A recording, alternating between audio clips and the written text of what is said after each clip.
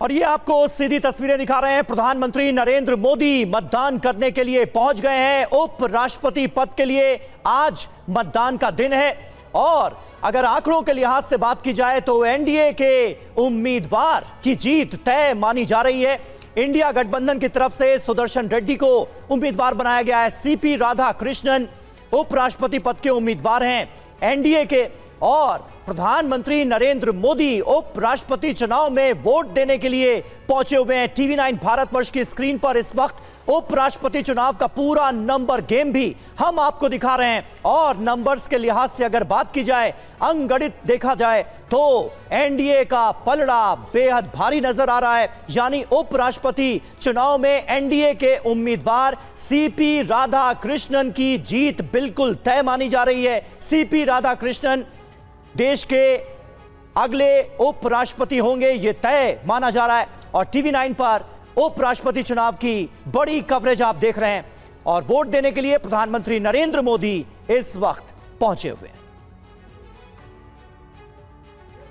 तस्वीरें हम आपको दिखा रहे हैं। जिस तरीके से आज मतदान होना और शाम तक इसके नतीजे आने, उसकी तैयारी पूरी हो चुकी थी और मतदान शुरू हो चुका है। लेकिन महत्वपूर्ण तस्वीर यह कि प्रधानमंत्री नरेंद्र मोदी मतदान करने के लिए पहुंच चुके हैं। नंबर गेम आप टीवी स्क्रीन पर देख रहे होंगे कि आखिर आंकड़े किसके पक्ष में हैं। साफ पता चल रहा है कि जो एनडीए गठबंधन है उसके पक्ष में आंकड़े फिलहाल नजर आ रहे हैं। बहरहाल ये तस्वीरें हम आपको दिखा रहे हैं। सभी सांसद एक एक करके मतदान के लिए यहां पहुंच रहे हैं और इस बीच प्रधानमंत्री नरेंद्र मोदी भी मतदान के लिए पहुंचे हैं। तो ये चुनाव अपने आप में काफी महत्वपूर्ण, उपराष्ट्रपति का चुनाव, पूरे देश की निगाहें हैं कि आखिर उपराष्ट्रपति कौन बनेगा, चूंकि अभी मतदान चल रहा है और शाम तक का इंतजार करना होगा। लेकिन जो आंकड़े हैं वो फिलहाल नजर आ रहे हैं एनडीए के ही पक्ष में। जी हां, देश के दूसरे सबसे बड़े संवैधानिक पद के लिए चुनाव हो रहा है और इसलिए आमतौर पर जो राजनीतिक बयानबाजियां हैं वो इस चुनाव में देखने को नहीं मिलती हैं। लेकिन केंद्रीय मंत्री लल्लन सिंह ने एक बार फिर ये दोहराया है, कहीं ना कहीं इंडिया गठबंधन के उपराष्ट्रपति पद के उम्मीदवार को लेकर उन्होंने कहा है कि हम चुनाव जरूर जीतेंगे। छत्तीसगढ़ और तेलंगाना में नक्सलवाद एक बड़ी समस्या थी और विपक्ष के उपराष्ट्रपति पद के उम्मीदवार बी सुदर्शन रेड्डी के एक फैसले की वजह से वहां काफी समस्याएं पैदा हो गई। तो ये वो आरोप है जिसको लेकर कहीं ना कहीं एनडीए के तमाम दल इंडिया गठबंधन के उम्मीदवार पर सवाल उठाते हुए भी नजर आ रहे हैं। और इस बीच देखिए, वोटिंग का सिलसिला शुरू हो गया है। उपराष्ट्रपति चुनाव में वोट देने के लिए प्रधानमंत्री नरेंद्र मोदी पहुंचे हुए हैं और हमें जो जानकारी मिल रही है उसके मुताबिक केंद्रीय मंत्री मनोहर लाल खट्टर के घर पर हरियाणा, दिल्ली और हिमाचल प्रदेश के सांसदों का जुटना भी शुरू हो गया है। एनडीए सांसद अलग अलग समूहों में उपराष्ट्रपति चुनाव के लिए वोट करेंगे और प्रधानमंत्री नरेंद्र मोदी देखिए इस वक्त पहुंचे हुए हैं।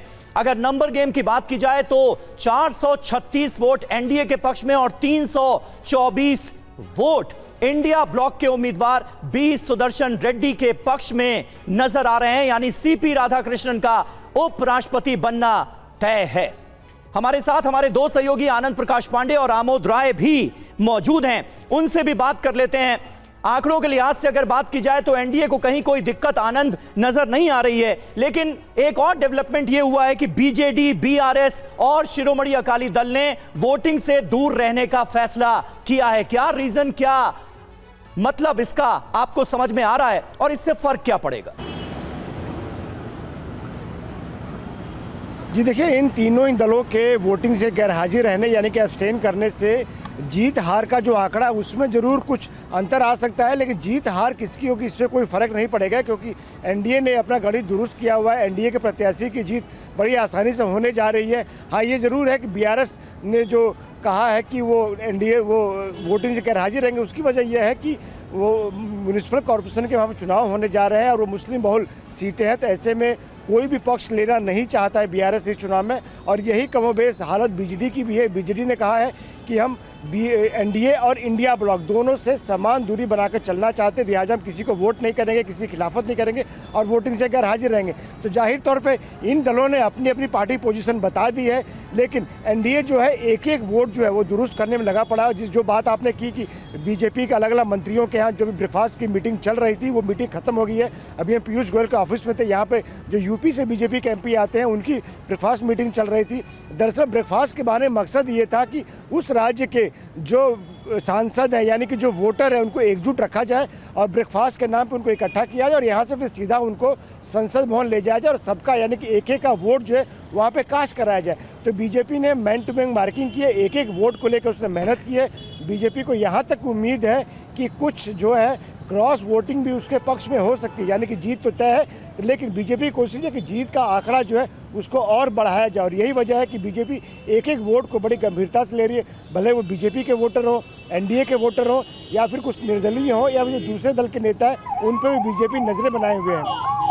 बिल्कुल आनंद, हम देख भी रहे हैं प्रधानमंत्री नरेंद्र मोदी ने मतदान कर दिया, राजनाथ सिंह ने मतदान कर दिया। कांग्रेस और इंडिया ब्लॉक की तरफ से अभी तक किस किस के वोट कर देने की खबर सामने आ रही है, कोई जानकारी मिल पा रही है? राहुल गांधी को लेकर कोई सूचना?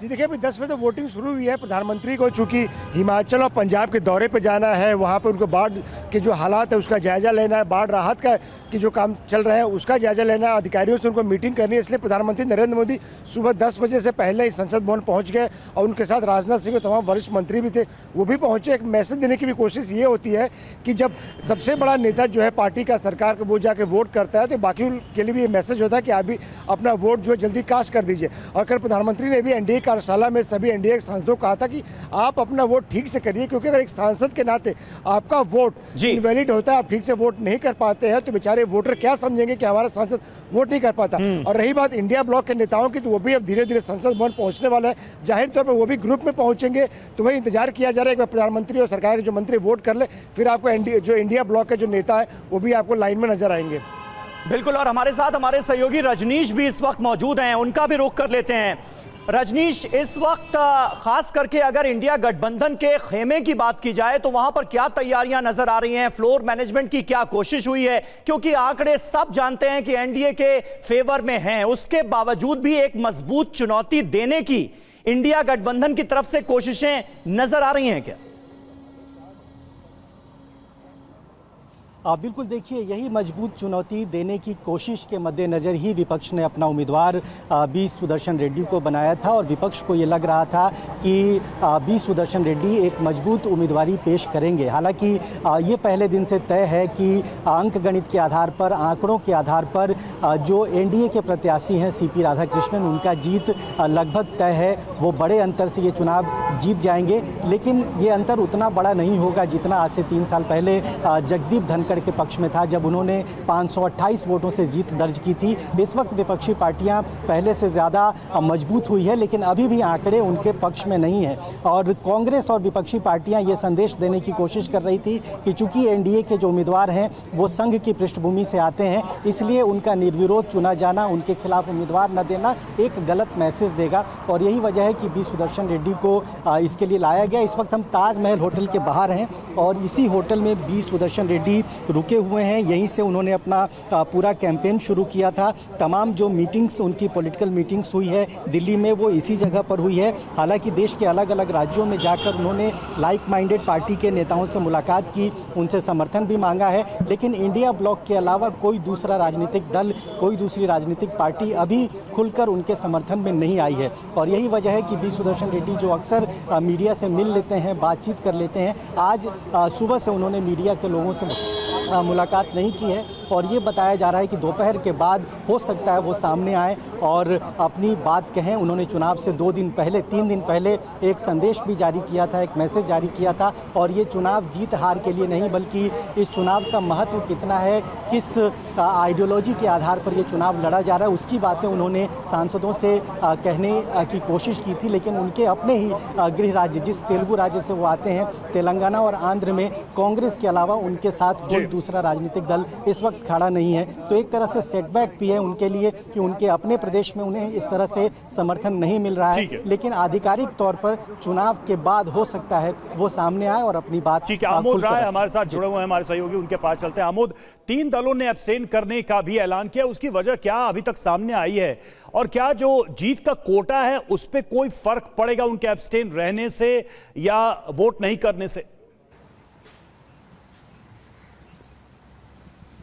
बिल्कुल, देखिए 436 वोट एनडीए के पक्ष में है, ये जाहिर तौर पे सबको पता है, और 324 वोट इंडिया गठबंधन के पास है, यानी जीत का जो फासला 112 का तो है ही। लेकिन अगर इसमें कोई क्रॉस वोटिंग नहीं होता है, कोई गलत वोटिंग नहीं होता है, तो इन तमाम कवायदों के बाद 112 वोट से जीत भी एनडीए का पक्का तय है। लेकिन इसके अलावा जो गठबंधन और बन सकता था, जो लोग वोटिंग में हिस्सा ले सकते थे, उसमें से बीजेडी, टीआरएस और अकाली दल का अब्सटेन होना निश्चित तौर पे ये कहीं ना कहीं बीजेपी को या एनडीए को नुकसान होगा, क्योंकि उसमें उम्मीद की जा रही थी कि टीआरएस और बीजेडी दोनों ही वोट डालेंगे एनडीए के उम्मीदवार के पक्ष में। तो निश्चित तौर पे एक वोट का जो मार्जिन है उसका असर पड़ सकता है, लेकिन जीत को लेकर किसी के मनसा, किसी के ऊपर शंका नहीं है कि जीत नहीं होगा एनडीए के उम्मीदवार का। लेकिन महत्वपूर्ण बात यहाँ ये है कि मैं इस वक्त जहाँ खड़ा हूँ, ये नित्यानंद राय जो बिहार के राज्य मंत्री हैं, जो प्रमुख नेता हैं वहाँ के, उनके घर पे आज एनडीए के 39 सांसद जो बिहार और झारखंड से आते हैं उनको बुलाया गया था, और यहाँ पे सबने ब्रेकफास्ट किया, और यहाँ से सारे नेता इंक्लूडिंग गिरिराज सिंह, जीतन राम मांझी, सारे लोग पार्लियामेंट निकल चुके हैं वोटिंग के लिए। और अब एक जो यहाँ महत्वपूर्ण बात देखने को मिली कि यहाँ 2 नेता नहीं आए थे।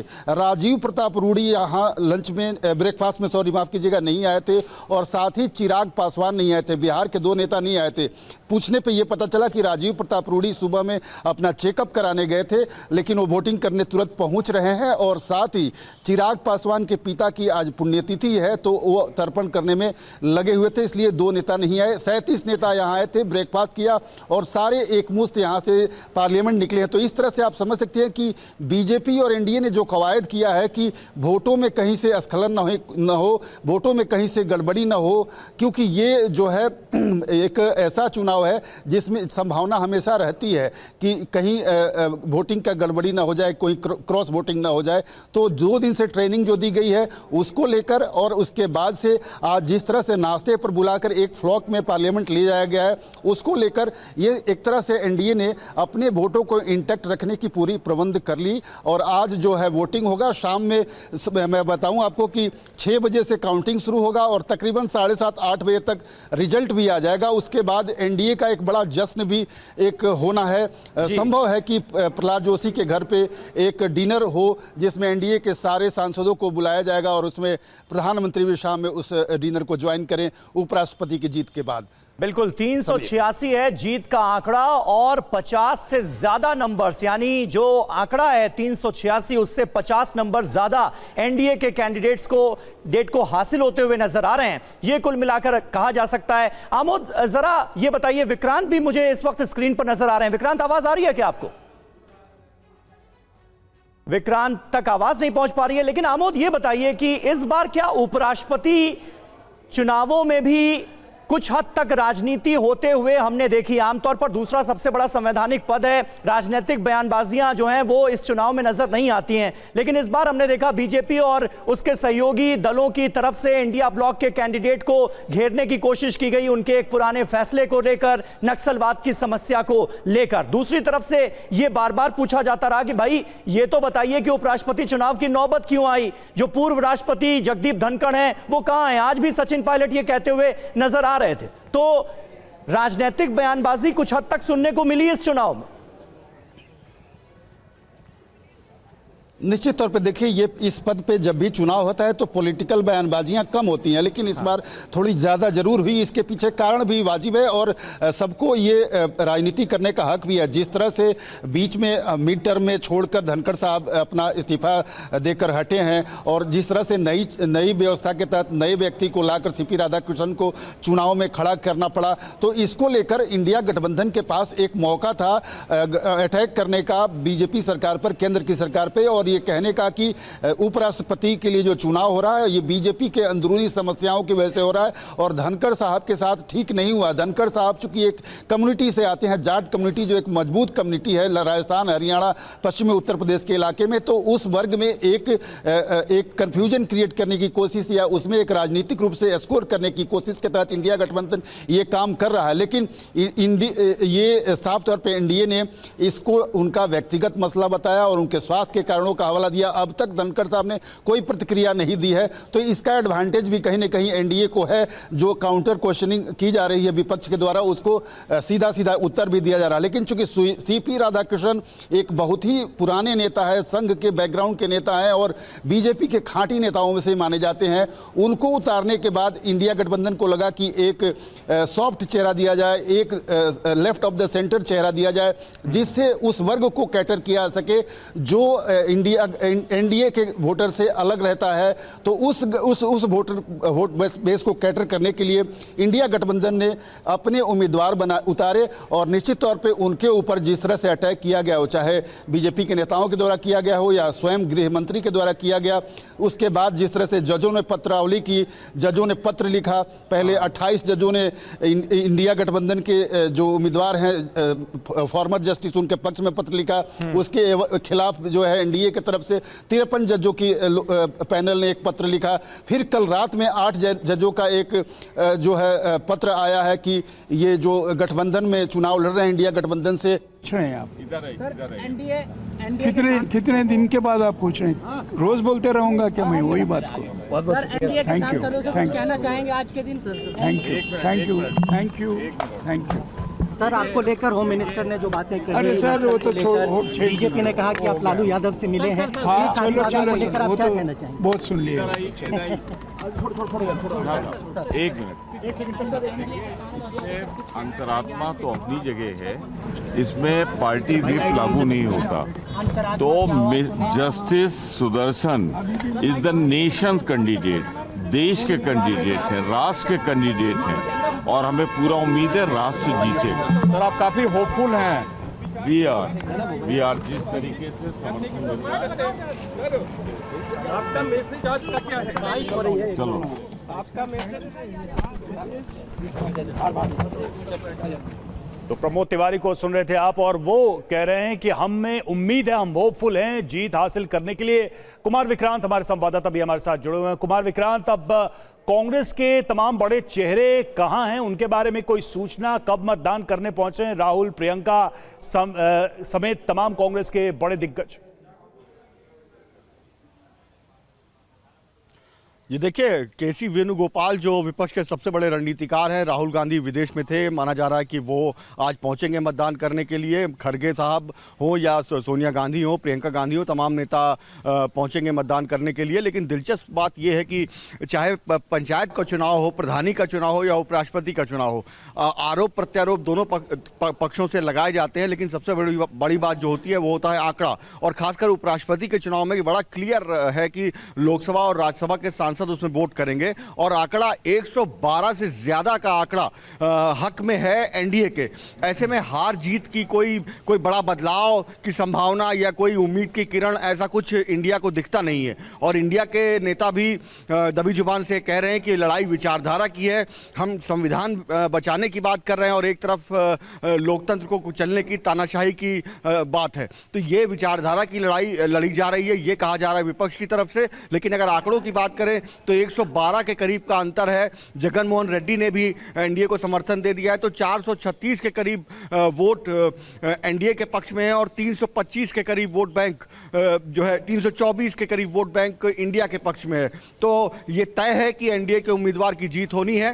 औपचारिकता के लिए मतदान भी होगा और शाम को मतगणना भी होगी, लेकिन रणनीति के तहत कम से कम बगावत ना होने पाए, यानी जो वोट बैंक इंडिया का है वो इंटैक्ट रहे, उसकी कोशिश में जो केसी वेणुगोपाल है कांग्रेस के रणनीतिकार, उन्होंने कुमार इस मतदान की तैयारी को लेकर एक बहस सोशल मीडिया पे भी चल रही थी कि कहां तो बीजेपी और एनडीए के लोग कमर कसकर इस वोटिंग की तैयारी कर रहे थे, ये जानते हुए कि भी आंकड़े उनके पक्ष में, एक एक सांसद को ट्रेनिंग दी जा रही थी। वहीं दूसरी तरफ कांग्रेस और खासकर इंडिया ब्लॉक की रणनीति को लेकर भी सवाल उठ रहे थे। राहुल गांधी के इसी समय विदेश में होने को लेकर भी कई लोगों ने प्रश्न पूछे, सवाल उठाए।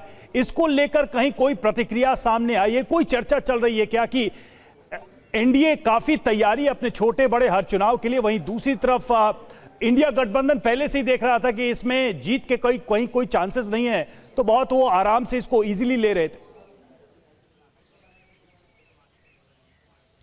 ये देखिए, राहुल गांधी लगातार वर्चुअल के जरिए टच में है। वेणुगोपाल पूरा मामला देख रहे हैं। कांग्रेस की ओर से बार बार यही सवाल किया जा रहा है कि राहुल गांधी अगर कोई 4-5 दिनों के लिए विदेश चले गए तो उन पर सवाल किया जा रहा है। लेकिन राहुल गांधी जब मणिपुर जल रहा था तब मणिपुर गए थे, प्रधानमंत्री मोदी अब तक मणिपुर क्यों नहीं गए? तो एक काउंटर सवाल कांग्रेस की ओर से किया जा रहा है। और जहां तक रणनीति की बात है तो कांग्रेस की और अपोजिशन की रणनीति ये है कि इंडिया गठबंधन के जो भी सांसद हैं वो कहीं क्रॉस वोटिंग ना करने पाए, जो उनका आंकड़ा है वो इंटैक्ट रहे। और यही कोशिश इंडिया गठबंधन की है तो वही कोशिश एनडीए की है कि उनका जो कुनबा है वो पूरा इंटैक्ट रहे। और कहीं अगर सेंधमारी की जा सके इंडिया ब्लॉक में या कुछ निर्दलीय है उनमें, तो आंकड़े को बढ़ाया जा सके। तो सिर्फ आंकड़े को बढ़ाने की, अपना कुनबा इंटैक्ट रखने की कोशिश है। बाकी आरोप प्रत्यारोप तो दोनों ही तरफ से लगते रहते हैं और लगाए जा रहे हैं, क्योंकि सियासत है ये। और जहां तक रणनीति की बात है, लगातार कांग्रेस ने नासिर हुसैन, मनिकम टैगोर और शताब्दी राय को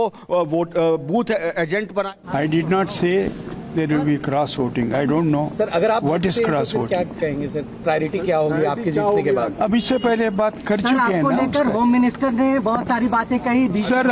अब क्या पूछ रहे हैं भाई? अब क्या पूछ रहे हैं आप? एनडीए कितने दिन के बाद आप पूछ रहे हैं? रोज बोलते रहूंगा क्या मैं वही बात को? सर, एनडीए के Thank साथ you, चलो, कुछ thank you. कहना चाहेंगे आज के दिन? Thank you, thank you, thank you, thank you. क्योंकि सुदर्शन रेड्डी इंडिया ब्लॉक के उपराष्ट्रपति पद के उम्मीदवार, कुछ राजनीतिक सवाल भी उनसे पूछे गए और उस पर उन्होंने कोई जवाब नहीं दिया है। जो आरोप उनके ऊपर लगाए गए उस पर भी सवाल हो रहे थे। कार के अंदर बैठे बैठे ही पत्रकार जो हैं वो उनसे सवाल पूछ रहे थे, लेकिन उस पर उन्होंने कोई रिएक्शन नहीं दिया है। पीछे वाली सीट पर प्रमोद तिवारी बैठे थे, उन्होंने जीत का दावा भी किया। हालांकि नंबर्स पूरी तरह से एनडीए के साथ में नजर आ रहे हैं। प्रमोद तिवारी ने क्या कहा, जरा सुन लेते हैं। और हमें पूरा उम्मीद है राष्ट्र जीतेगा। सर, आप काफी होपफुल हैं। वी आर जिस तरीके से समर्थन मिल रहा है, हम लोग पूरी तरह से उम्मीद है। मैसेज आज का क्या है?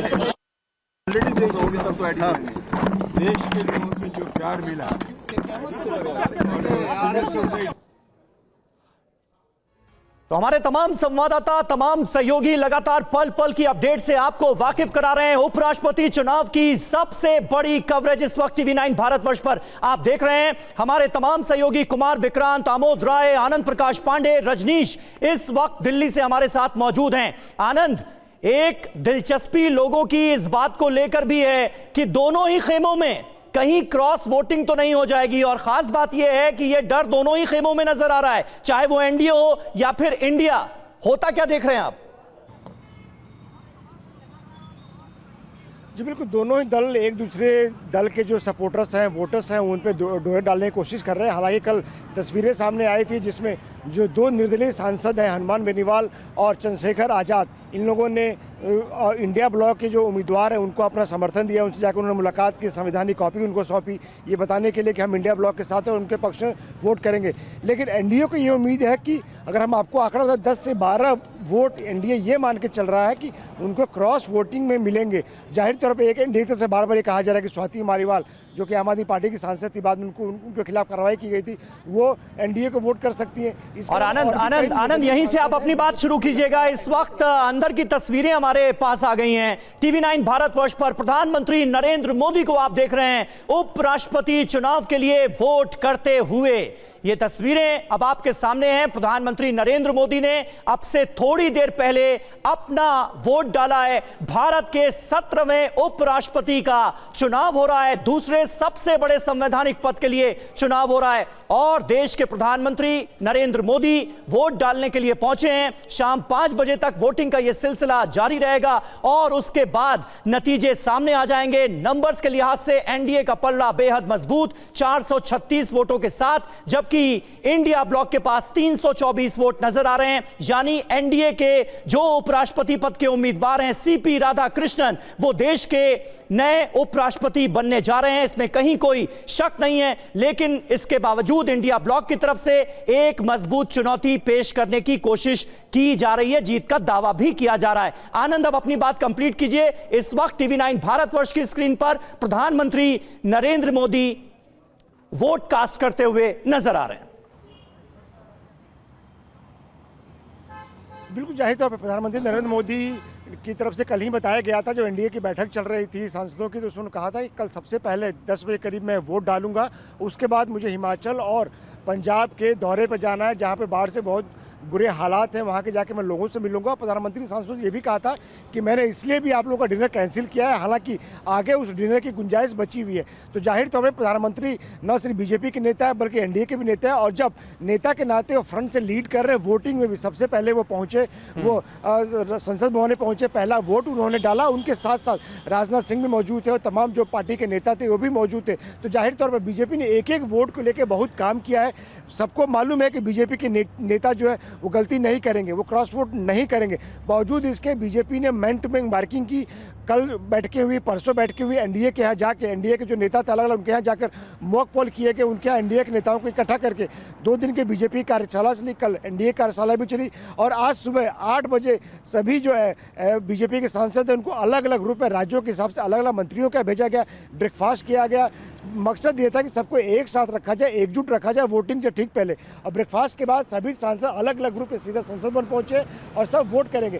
तो जिन मंत्रियों की जिम्मेदारी दी गई है उनकी जिम्मेदारी ये है कि जितने सांसद उनके जिम्मे हैं, जिनको उन्होंने ब्रेकफास्ट कराया, उन सबका जो है वोट भी कास्ट हो, और उसके बाद उनको पार्टी को रिपोर्ट भी देनी है कि हमारी जिम्मेदारी इन्हीं राज्यों के सांसदों की थी, इतने राज्यों की थी, और सब ने अपना वोट डाल दिया है। तो जाहिर तौर पर बीजेपी एक एक वोट पे काम कर रही है, जीत तय है, और यही बीजेपी का कॉन्फिडेंस भी है। उसके बावजूद भी बीजेपी कुछ भी हल्के में नहीं ले रही, और बीजेपी जीत को लेकर तय मान रही है। और आपको पता ही है कि जैसे कल भी हमने खबर चलाई थी कि 12 तारीख को, यानी कि 12 सितंबर को ये तारीख भी तय कर दी गई है जब अगले उपराष्ट्रपति को राष्ट्रपति शपथ दिलाएंगे, और जाहिर तौर पर सीपी राधाकृष्णन जो एनडीए के उम्मीदवार है उनकी जीत तय है, और वही 12 सितंबर को उपराष्ट्रपति के तौर पर देश की राष्ट्रपति से शपथ लेते हुए या पद और गोपनीयता की शपथ लेते हुए आपको नजर आएंगे। ठीक है, रजनीश हमारे साथ जुड़े हुए, एक बार चलते हैं उनके पास। रजनीश, थोड़ी देर पहले हम देख रहे थे कि पत्रकार बी सुदर्शन रेड्डी से सवाल जवाब कर रहे थे, आप भी वहां मौजूद थे। क्या कहा पत्रकारों से बी सुदर्शन रेड्डी ने तब जबकि मतदान इस वक्त चल रहा है?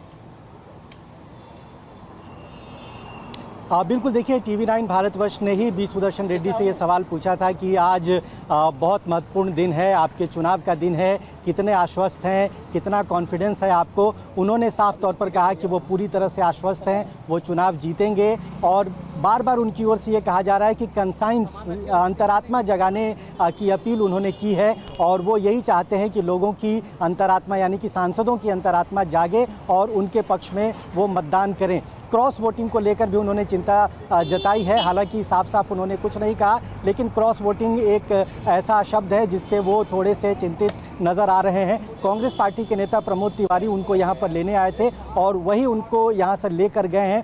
हो सकता है संसद भवन में जाएंगे और वहाँ पर कांग्रेस पार्टी और इंडिया ब्लॉक के नेताओं से वो मुलाकात करेंगे, और चूँकि शाम 5 बजे तक मतदान होना है तो क्या क्या रणनीति इनकी हो सकती है, हर घंटे रणनीति बदलेगी, जो जानकारी उनको मिलेगी किस तरह की वोटिंग हो रही है। कुछ जो राजनीतिक दल हैं जो अभी तक अनिश्चितता की स्थिति में है उनसे संपर्क किया जाएगा। कुछ निर्दलीय सांसद हैं 7-8 की संख्या में, उनमें से 3-4 ऐसे हैं जो अभी तक मन नहीं बना है पूरी तरह से, तो उनसे संपर्क साधने की कोशिश की जाएगी। तो पूरा जो आज का जो राजनीतिक बयानबाजी पिछले दिनों में चली है, हमने देखा बीजेपी के कुछ नेताओं की तरफ से बयानबाजी की गई बी सुदर्शन रेड्डी को लेकर, उनके जो पिछले पीछे की जो हिस्ट्री रही है उसको लेकर, उस पर कहीं कोई प्रतिक्रिया दी उन्होंने, उन आरोपों या उन बयानों पर कोई कुछ रिएक्शन दिया क्या?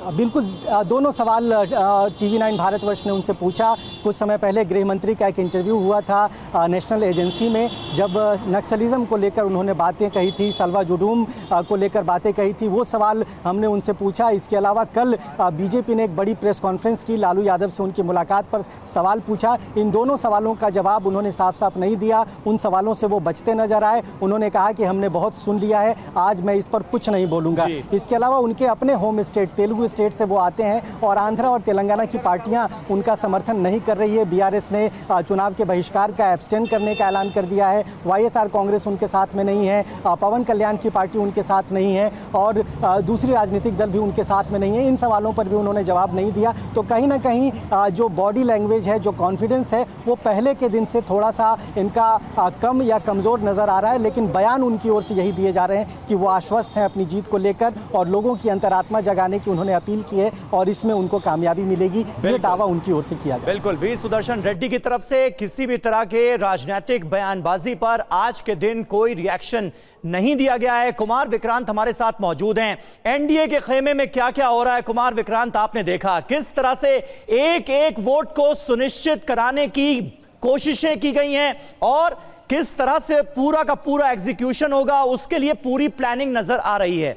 इंडिया ब्लॉक की प्लानिंग क्या है, कहीं क्रॉस वोटिंग ना हो जाए, इसके लिए क्या किया गया है? अपने सारे वोट्स को इंटैक्ट रखने की क्या कोशिशें नजर आ रही हैं? ऐसे वक्त में जब ये आरोप लग रहे हैं कि भाई थोड़ी और अगर कोशिशें की जाती तो शायद इंडिया ब्लॉक का जो नंबर है वो बढ़ सकता था, क्या कोशिशें आपको नजर आती हैं ग्राउंड पर?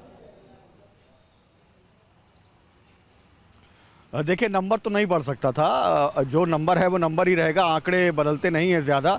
2-4 सीटें आगे पीछे हो सकती हैं।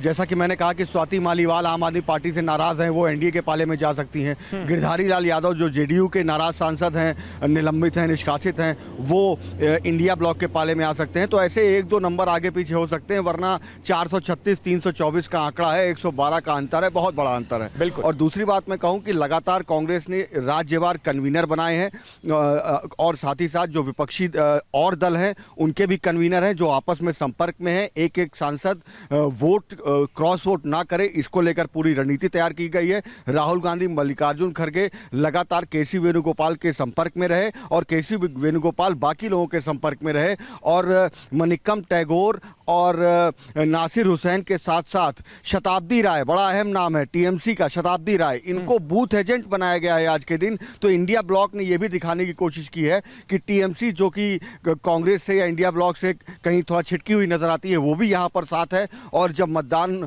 होगा उसके बाद जब वोटिंग होगी तो उस वक्त में शक्ति सिंह गोहिल और मनिक्कम टैगोर को एजेंट रखा गया है। शक्ति सिंह गोहिल वही हैं जो अहमद पटेल के चुनाव के वक्त अहमदाबाद में मौजूद थे और वहां पर उन्होंने कई चीजें ऐसी पकड़ी थी जिसके बाद आखिर वक्त में अहमद पटेल को विजेता घोषित किया गया था। तो अपनी रणनीति इंडिया ब्लॉक ने भी तैयार की है, अपनी रणनीति एनडीए ने भी तैयार की है। हालांकि जो कांग्रेस को और इंडिया ब्लॉक को उम्मीद थी कि तेलुगु जो वो पार्टियां हैं आंध्र प्रदेश की, तेलंगाना की, वहां कुछ सेंधमारी वो कर पाएंगी, उसमें उनको निराशा हाथ लगी है। जगन मोहन रेड्डी हो, पवन कल्याण हो, चंद्रबाबू नायडू हो, वो एनडीए के पाले में है और बीआरएस ने इसका वोटिंग का जो है बहिष्कार कर दिया है, वो इसमें हिस्सा नहीं लेगी और अब्सटेन करेगी। तो वो रणनीति कामयाब नहीं रही। अब पूरी कोशिश यही है कि क्रॉस वोट ना होने पाए और जो निर्दलीय सांसद है उसमें जैसे हनुमान बेनीवाल, चंद्रशेखर आजाद, रावण ने समर्थन दे दिया है, वैसे ही गिरधारी लाल यादव और कुछ और सांसद इंडिया ब्लॉक के पाले में आ सके तो कुछ आंकड़ा 2-4 सांसदों का बढ़ जाए। लेकिन फिर जैसा मैंने कहा कि 324 436 2-4 आगे पीछे कर लीजिए, एनडीए की जीत तय है। बिल्कुल, और यही आंकड़े भी बता रहे हैं कि एनडीए उम्मीदवार के पक्ष में नंबर्स हैं। आमोद के पास चलते हैं। आमोद, क्रॉस वोटिंग को लेकर काफी एक संशय बना हुआ है दोनों खेमों में कि क्रॉस वोटिंग हो सकती है। क्या ये क्रॉस वोटिंग की संभावनाएं इसलिए भी ज्यादा उपराष्ट्रपति चुनाव में हो जाती है क्योंकि पार्टियां इस चुनाव को लेकर व्हिप नहीं जारी कर सकती, ये प्रावधान नहीं है? बिल्कुल, देखिए इसमें दो बात है। एक तो पार्टियां व्हिप जारी नहीं करती हैं और दूसरा ये अप्रत्यक्ष चुनाव होता है। इसमें आप किसी को बता नहीं सकते, कोई आपसे पूछ नहीं सकता, लिहाजा इसमें वोटिंग क्रॉस हो सकता है, इसकी पूरी संभावना बनी रहती है। लेकिन इस बार एनडीए ने इसमें खासी तैयारी इसलिए की क्योंकि जीत का मार्जिन पिछली बार जितना बड़ा इस बार एनडीए को नहीं दिख रहा था और नहीं दिख रहा है, और उसके बाद उसको ये लगता है कि अगर हमको जो वांछित जीत का आंकड़ा 112-13 का बन रहा है उसमें से भी अगर लोग चले गए तो ये मैसेज ठीक नहीं जाएगा। तब जबकि केंद्र में एक सपोर्ट से सरकार चल रही है, एनडीए की सरकार चल रही है, बीजेपी की अपनी सरकार नहीं है, वैसे में अगर क्रॉस वोटिंग होता है तो वो संदेश ठीक नहीं जाएगा लंबे दौर में। लेकिन सबसे महत्वपूर्ण बात यहाँ एक और है कि जिस तरह से इंडिया गठबंधन के लोग कुछ उम्मीदवारों पे टकटकी लगाकर बैठे हैं एनडीए के घटक दल के बीजेपी के लोगों के ऊपर, वैसे ही एनडीए के भी की तरफ से ऑपोजिशन खेमे में भी टकटकी लगाई गई है और उस तरह से कई ऐसे सांसद हो सकते हैं जो क्रॉस वोटिंग इसमें अपोजिशन से भी कर सकते हैं। जब बीजेपी के एक वरिष्ठ नेता से हमने पूछा कि क्या इसमें बीजेपी का आंकड़ा बढ़ेगा तो बोले अब तक का इतिहास रहा है, हमारे वांछित वोट से हमको हमेशा 10-20 वोट ज़्यादा ही मिला है। उम्मीद की जानी चाहिए कि इस बार भी थोड़ा आप लोगों को सरप्राइज मिलेगा, ज़्यादा वोट हम लोगों को मिलेगा और इससे साफ तौर पर ये कहा जा सकता है कि किसी न किसी तरह से एनडीए के कई घटक दलों के साथ टच में है बीजेपी के नेता और एनडीए के नेता, और साथ ही जो इंडिया गठबंधन के जो एलाइज हैं, जैसा अभी आपने देखा होगा कि दो दिन पहले ये सूचना आई कि आम आदमी पार्टी की एक सांसद है राज्यसभा से, वो इंडिया गठबंधन को न वोट देकर एनडीए को वोट देंगी। वैसे ही एमएनएफ जो एक नॉर्थ ईस्ट की पार्टी है, वो इंडिपेंडेंट करीब 3 हैं, वो सब जाकर एनडीए के साथ। बड़ी दिलचस्प बात है, बड़ी दिलचस्प बात है क्योंकि एनडीए के फेवर में आंकड़े नजर आ रहे हैं, इसलिए जो पूरे एनडीए के जो तमाम सांसद हैं, जो एनडीए गठबंधन है, वो नंबर्स के साथ नजर आ रहा है, और जो ऑपोजिशन है, इंडिया ब्लॉक के सांसद हैं, वो अंतरात्मा की आवाज का जिक्र बार बार करते हुए नजर आ रहे हैं। अभी अखिलेश यादव को हम थोड़ी देर पहले सुन रहे थे, थोड़ी देर पहले उन्होंने पार्लियामेंट में बोला है, उन्होंने भी इस पर जोर दिया कि अंतरात्मा की आवाज सांसद सुनेंगे। मैं ये उम्मीद कर रहा हूं। प्रफुल्ल पटेल क्या कह रहे हैं वो भी सुन लेते हैं जल्दी से। हमारे उम्मीदवार सीपी राधाकृष्णन, एनडीए के उम्मीदवार, बहुत अच्छे वोटों से विजयी होने वाले हैं। हिंदी में बोलिए सर। हिंदी में ही बोल रहा हूँ भैया। सीपी राधाकृष्णन जी, हमारे एनडीए के उम्मीदवार सीपी राधाकृष्णन जी बहुत अच्छे मतों से हमारे एनडीए की संख्या से ज़्यादा वोटों से जीतने वाले हैं, ये सुनिश्चित है। और ये हमारे एनडीए की ताकत, हमारे प्रधानमंत्री मोदी जी के नेतृत्व में आज बहुत अच्छा काम देश में हो रहा है। जीएसटी के रिफॉर्म हुए हैं, विश्व में हमारे भारत की ख्याति बढ़ी है, बहुत कुछ अच्छे काम हो रहे हैं। उसकी ये एक प्रकार से सर्टिफिकेट, पावती आज हमको राधाकृष्णन जी के शानदार विजय से मिलने वाली। मल्होत्रा सर, क्या उम्मीद है आज आप लोगों को? सीपी राधाकृष्णन जी जीत रहे हैं। हाँ, तो क्रॉस वोटिंग की भी क्या कोई उम्मीद है? इंडी गठबंधन का कुछ भी हो सकता है, उसके बारे में क्या कह सकते हैं अभी, पर आपकी उम्मीद ठीक लगती है इंडी गठबंधन की तरफ से। और एक बात और कि इंडी गठबंधन के जो उम्मीदवार हैं उनका कहना है कि देश की आवाज, मतलब हित को लेकर जो है आप वोट करें। आपको क्या? मैं भी यही कहना चाहता हूँ, देश को ध्यान में रखते हुए वोट करें। ऐसे लोगों को सोच के वोट ना करें जो विदेश में जाकर के भी देश के लिए कुछ कुछ बोलते हैं। तो बीजेपी के सांसद हर्ष मल्होत्रा को आप सुन रहे थे, और इससे पहले एनसीपी के सांसद प्रफुल्ल पटेल एनडीए उम्मीदवार के जीत का दावा करते हुए नजर आ रहे हैं, क्योंकि नंबर्स उनके साथ हैं। लेकिन ऑपोजिशन की तरफ से, इंडिया ब्लॉक की तरफ से नंबर्स की बात कम हो रही है, अंतरात्मा की आवाज की बात ज्यादा हो रही है।